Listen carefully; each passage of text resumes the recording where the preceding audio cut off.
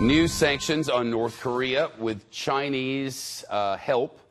Let's turn to Gordon Chang now, foreign affairs journalist and author of Nuclear Showdown, North Korea Takes on the World. Gordon, thank you.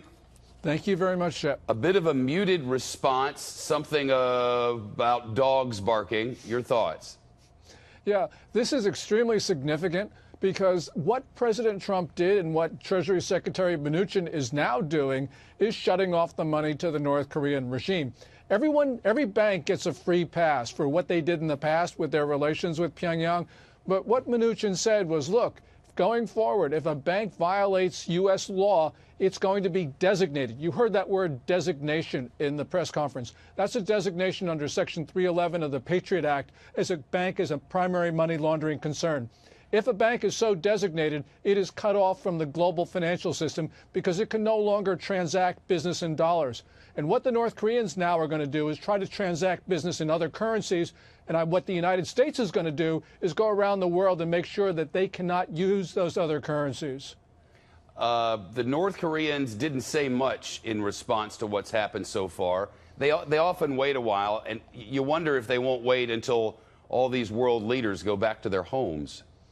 Oh, absolutely. I mean, the last thing they want to do is engage in a provocation that gives President Trump an easy opportunity to talk to other world leaders to increase the pressure more. So I expect, and I can be certainly wrong about this, but I expect the North Koreans to be quiet for a week or so. You heard the North Korean foreign minister say that, Trump's words on Tuesday were the sound of a dog barking. I think that the North Koreans now are really concerned because what they're starting to see is that the U.S. can exert pressure on their primary backer. And if the U.S. actually continues to exert pressure, doesn't turn away its attention, then North Korea is in a world of hurt. John Roberts reports that the big picture goal is to get the North Koreans to the negotiating table. Does this step help in that?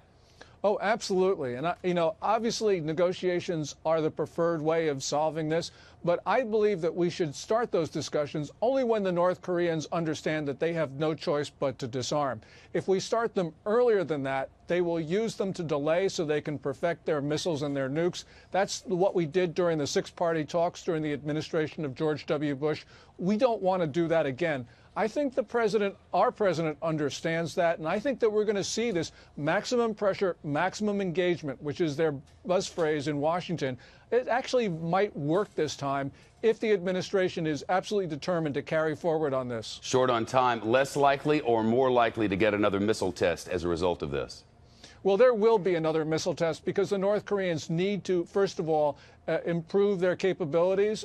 They want a deterrent, but they also want to sell these things to the Iranians. And this is where we come in because the Iranians pay the North Koreans $2 to $3 billion a year for their various forms of cooperation. What Mnuchin is doing today is going to cut off that flow of cash if he's successful. So we got to be concerned that the North Koreans don't switch to other currencies. The one currency we can't control is the renminbi, the Chinese currency. But all the rest of them, pounds, euros, and yens, we can go after those currencies because those countries will help us. Gordon Chang from Washington. Thank you, Gordon.